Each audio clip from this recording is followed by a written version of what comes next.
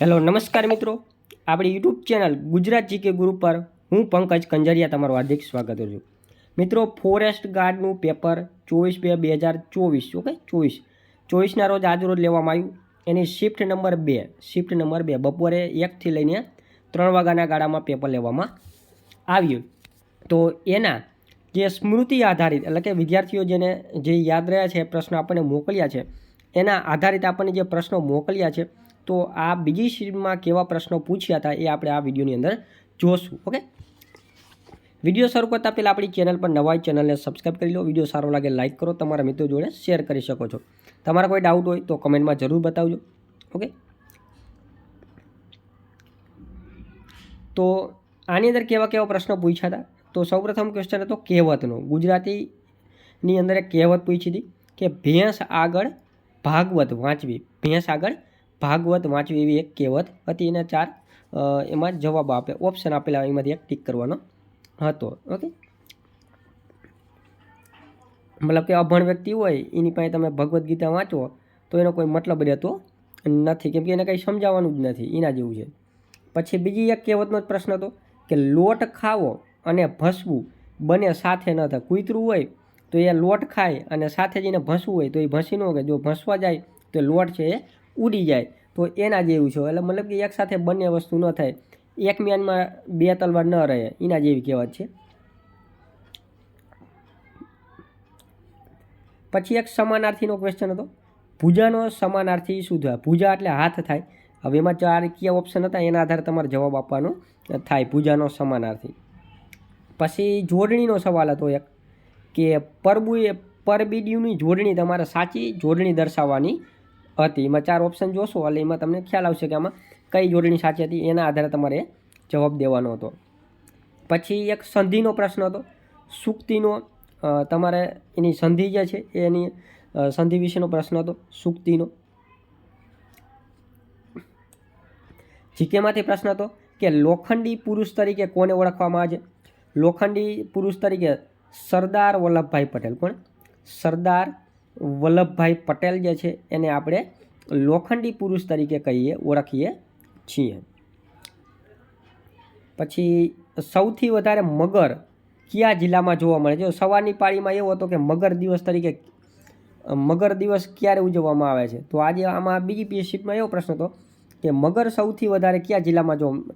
મારા ખ્યાલથી દરેક શીટમાં મગરને લગતો એકાદો પ્રશ્ન હોય છે. મગર પ્રજનન કેન્દ્ર ક્યાં આવેલું છે, મગરનું દિવસ, મગર કયા જિલ્લામાં જોવા મળે, નદી કઈ નદીમાં સૌથી વધારે મગર જોવા મળે.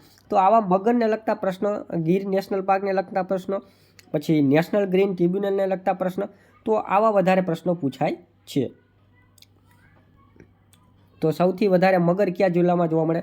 મારા ખ્યાલથી વડોદરા જિલ્લાની અંદર સૌથી વધારે મગર જોવા મળે છે. કેમ કે વિશ્વામિત્રી નદી જે છે અહીંયા વધારે મગર જોવા મળે છે.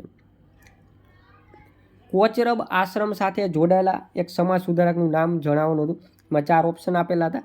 ઓકે, એમાં એ 4 નામ આપેલા હતા કે આ સમાજ સુધારક જે છે એ કોચરબ આશ્રમ સાથે જોડાયેલા છે. પછી એક સમાસનો પ્રશ્ન હતો. રેખા ચિત્ર તો એનો સમાસ જે છે એ તમારે જણાવવાનો હતો.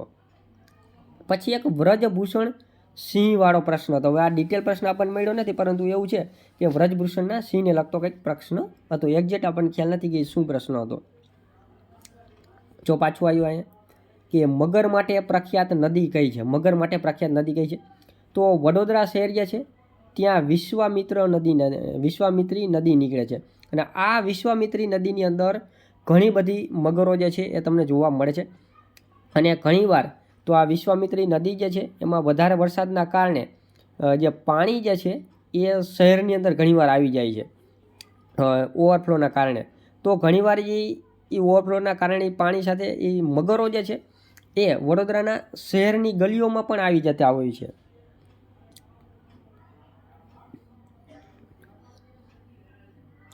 મગર કયા અભયારણ્યમાં જોવા મળે છે? હવે એમાં 4 ઓપ્શન આપેલા હતા, એ આપણને ખ્યાલ નથી કયા ઓપ્શન આપેલા હતા, તો એના આધારે તમારે જવાબ દેવાના હતા. ઓકે, કે મગર કયા અભયારણ્યમાં જોવા મળે છે? એમાં બધા અભયારણ્યના નામ લખેલા હતા, એમાંથી એ તમારે ટીક કરવાના હતો એ ક્વેશ્ચન. ઓકે, પછી મુદલનો અર્થ જણાવવાનો હતો. હવે ઓપ્શનમાં શું હતા ખ્યાલ નથી, બરાબર. આપણે જે મુદલ જે છે, આપણી જે મૂળ રકમ હોય છે એને આપણે મુદલ તરીકે ઓળખતા હોય છે. ઓકે, પરંતુ હવે ઓપ્શનમાં શું હતું એના આધારે તમારે જવાબ આપવાનો હતો. મુદલનો અર્થ જણાવો. પછી ગુજરાતમાં નીચેનામાંથી કઈ નદી જોવા મળતી નથી. હવે આમાં 4 ઓપ્શન આપેલા હોય તો એમાંથી એક નદી એ ગુજરાતમાં જોવા નથી મળતી, એનો ઓપ્શન આપેલા હોય. એ 4 ઓપ્શન આપણી પાસે નથી, તો આવો એક ક્વેશ્ચન હતો, મતલબ કે નદીનો ક્વેશ્ચન હતો. જો નદીના પણ ક્વેશ્ચન દરેક સીટમાં હોય જ છે. દાંડી કૂચ જે છે એ કેટલા દિવસ ચાલી હતી? તો 12 માર્ચ 1930થી મહાત્મા ગાંધીજીએ દાંડી કૂચ શરૂ કરી હતી. 6 એપ્રિલ 1930ના રોજ એ પહોંચી ગઈ હતી. એટલે 5 તારીખે અહીંયા પહોંચી ગઈ હતી. 6 વાગે સવારમાં 6:30 વાગે નમકનો કાયદો તોડી નાખ્યો. એટલે કે આપણી આ આખી દાંડી કૂચ જે છે એ 24 દિવસ જેટલી ચાલી હતી. કેટલા? 24 દિવસ ચાલી હતી. 241 માઇલ જેટલું અંતર હતું. મહાત્મા ગાંધી છે કાંઈ બોલે કિલોમીટરમાં કે તો 385 કિલોમીટર જેટલું અંતર હતું. સાબરમતી આશ્રમની સ્થાપના કઈ ચળવળ દરમિયાન થઈ હતી? એવો કંઈક આવો પ્રશ્ન હતો. ઓકે, 1917ની અંદર આ જે સાબરમતી આશ્રમ જે છે એની સ્થાપના કરવામાં આવી હતી. ગુજરાતમાં કુલ કેટલા અભયારણ્ય અને રાષ્ટ્રીય ઉદ્યાન આવેલા છે? એવો પ્રશ્ન છે. તો હાલમાં આપણે જોવા જઈએ તો ગુજરાતમાં જે અલગ કોઈ જગ્યાએ 22 છે ને કોઈ જગ્યાએ 23 છે.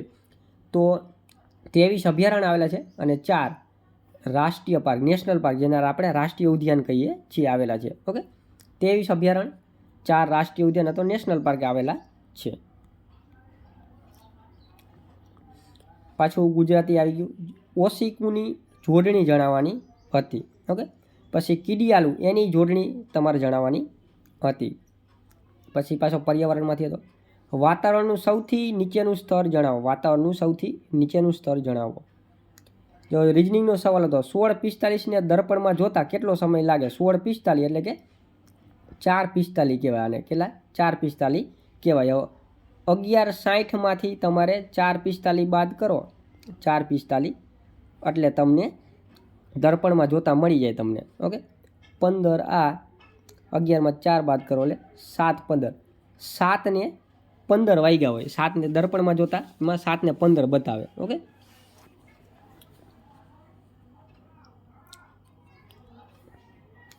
પછી મહર્ષિનો સમાસ જણાવવાનો હતો. મહર્ષિનો સમાસ જણાવવાનો હતો. પછી એક સવાલ એવો હતો કે સૌથી વધારે ઘાટ જંગલો ક્યાં જોવા મળે છે? આપણા દક્ષિણ ગુજરાતમાં વધારે જોવા મળે છે, પરંતુ હવે એક્ઝેક્ટમાં શું ઓપ્શન હતા એ આપણને ખ્યાલ નથી. ગુજરાતનો સાક્ષરતા દર કેટલો છે? તો ગુજરાતના સાક્ષરતા દર 78.78% આસપાસ છે. 78% જેવો આપણો ગુજરાતનો સાક્ષરતા દર છે. આ સિવાય બીજી પણ એક ગુજરાતની વસ્તીને લગતો જ બીજો એક પ્રશ્ન હતો.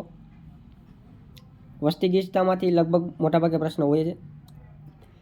ગુજરાતનું સૌથી મોટું રીંછ અભયારણ્ય કયું છે એને લગતો એક કંઈક સવાલ હતો.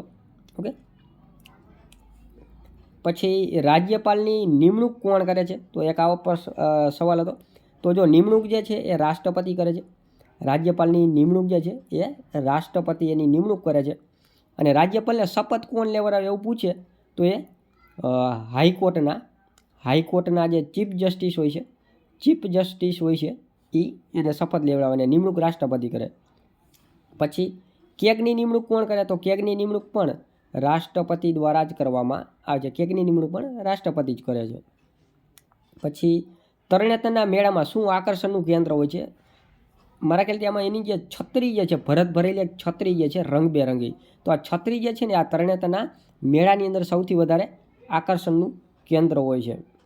પછી મૂળભૂત ફરજને લગતો એક પ્રશ્ન હતો, પરંતુ એક્ઝેક્ટ સવાલ શું હતો એ આપણને ખ્યાલ નથી, પરંતુ મૂળભૂત ફરજમાંથી એક સવાલ હતો. અને ગુજરાતના મંદિરમાંથી પણ એક પ્રશ્ન હતો. ગુજરાતના મંદિરમાંથી એક પ્રશ્ન હતો. તો આવા પ્રશ્ન આપણને વિદ્યાર્થીએ મોકલેલા છે. ઓકે, અમુક પ્રશ્ન જે છે આપણા સતી રહિત છે. ઓકે, તો એનો જે સ્મૃતિ આધારિત છે એટલે આમાં કંઈ ભૂલ પણ હોઈ શકે છે. ઓકે, તમે કોઈ આ ફોરેસ્ટનું પેપર દીધું હોય, તમને કેવા પ્રશ્ન તમને કોઈને યાદ હોય તો એ પણ તમે કમેન્ટની અંદર જરૂર બતાવી શકો છો કે આવા આવા પ્રશ્ન હતા. ઓકે, તમારે બીજા કોઈ ડાઉટ હોય તો પણ તમે કમેન્ટમાં જણાવી શકો છો કે આ વિડીયો છે જે વિદ્યાર્થીને આવનારા સમયમાં ફોરેસ્ટની હવે પછી પરીક્ષા છે એને પણ ખૂબ ઉપયોગી થશે અને ગૌણ સેવાની બીજા લોકોને પરીક્ષા જેને આપવાની છે એને પણ ખૂબ જ ઉપયોગી થશે.